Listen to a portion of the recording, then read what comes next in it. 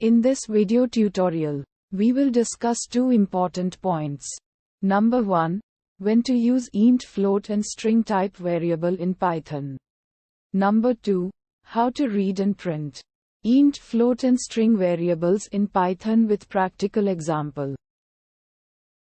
Integer variables are used to store whole numbers. They can be positive, negative, or zero. For example, the following code defines an integer variable called num1 and assigns it the value of 10. Num1 equals 10. Float variables are used to store real numbers, which can have a decimal point. For example, the following code defines a float variable called percentage and assigns it the value of 85.5. Percentage equals 85.5. String variables are used to store text. Strings can be enclosed in single quotes or double quotes.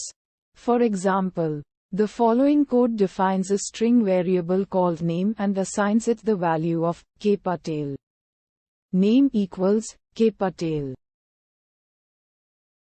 To understand int, float and string type variables, let's write a Python program to read and print name, roll number and percentage.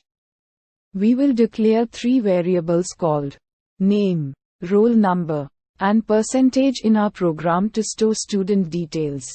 Note that name is a string type variable, roll number is int type variable and percentage is float type variable. We will use the input function to read details from the user. As the roll number is an integer type of variable, we write int before the input function.